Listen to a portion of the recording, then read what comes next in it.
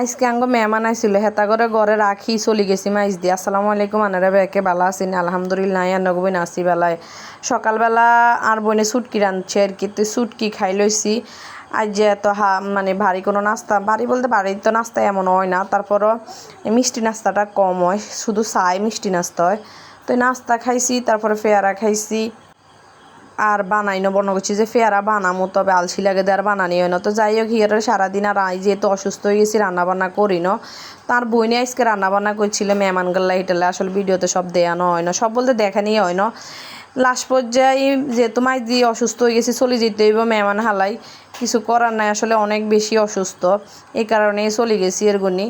তো মেহমান গেলে কই জানার আগে দিয়ে কিছু নাস্তা বানাই দিই, যে আসলে আনমা তো অসুস্থ মানুষ, এত না এমন কিছু বানাইতো বা হাইতো ন অবশ্য দিতে হাইরব, তারপর কই না নিজে বানাই থুই যাই।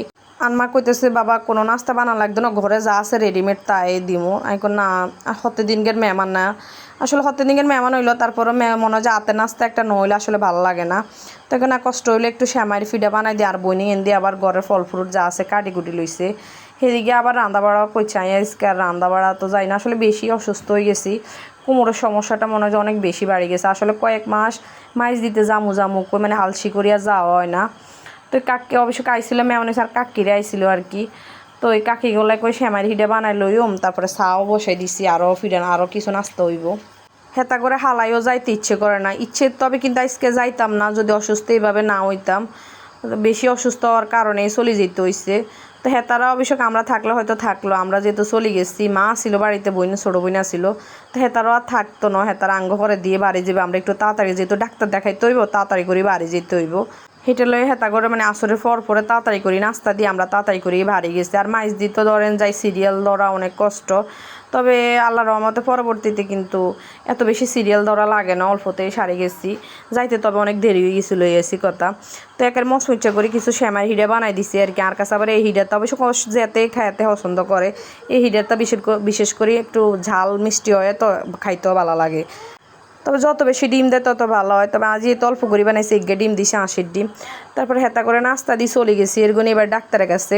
বাবু কোমরে যতটুক ব্যথা ছিল আর ঘাড়ি জাকরা নে মানে আর 3 অর্ধেক ব্যথা হয়ে গেছে। আর ইয়েন্দি বাবুরে হাসপাতাল মাইন্দের ঢুকলে মনে হয় যে আল্লাহর দুনিয়া যে অসুস্থ মানুষ কত রকম আছে দেখা যায় যে হাসপাতালের মধ্যে। তো যাই হোক ইয়েন্দি তাড়াতাড়ি করতেছে, আল্লাহ জানে ডাক্তার আসে না চলে গেছে। আমরা কিন্তু যাইতে যাইতে ডাক্তারের কাছে প্রায় 8:30 প্রায় 8টা বাজে গেছে এরগনি। ডাক্তার এমনি কইছে যে 8টা থাকবো আর কি, 8টায় থাকবো, তবে ডাক্তার হরেতে দেরিতেই গেছে। তো এমনি দৌড়তেছি বাবুরে জানি দেরি হয়ে যায়নি। পরবর্তী যে আসলে ডাক্তারের সিরিয়াল আইসি আর উগা দুগা সিরিয়ালে আসিল, তো আঙ্গরে হরে দিয়ে বেশিক্ষণ বইয়ানোর পরে ঢুকাই দিছিল। তবে আমি এই ডাক্তারের চিকিৎসা হয় আলহামদুলিল্লাহ অনেক ভালো, মানে ভালো উপকার হয়েছিলাম। তবে ভালো করার মালিক তো আল্লাহ, উসুল্লা তো একজন থাকে, উসুল আল্লাহর রহমতে ডাক্তারের উসুল্লা আলহামদুলিল্লাহ ভালো হয়েছি। তিয়ারে ডাক্তার দেখানো শেষে আসলে ডাক্তার পরীক্ষা দেয় না, এই ডাক্তারের কাছে আর বেশি ভালো লাগে কি বুঝছি নেই, এই ডাক্তারের পরীক্ষাও তো বেশি দেয় না, যেটা একদম বিশেষ মানে জরুরি দরকার ওইটা হলে পরীক্ষা দেয়। অনেক ডাক্তারের কাছে দেখা গেছে শুধু যাইলে পরীক্ষা ছাড়া কোনো কথাই নেই, কিন্তু এই ডাক্তারে বেশি পরীক্ষা দেয় না, কিছু ওষুধ দেয়, ওষুধে যদি ভালো না হয় তাহলে মানে চিন্তা ভাবনা করে পরীক্ষাগুলো দেয়। বিশেষ করে আর কাছে এই কারণে ভালো লাগে, আসলে পরীক্ষা করতে কত যে ঝামেলা, কত যে ফেরাই, যে একবার ওর কাছে এবার গেলাই খাইতাও, মানে এইসব ফের আমার নিতে ভালো লাগে না। তো যাই হোক হিয়ারাতে চলে এসেছি বাসার মধ্যে, বোন ছাড়া বোনের বাসায়। তো ভিডিওকে আজকের মতো নিয়ে শেষ করছি। আল্লাহ হাফেজ।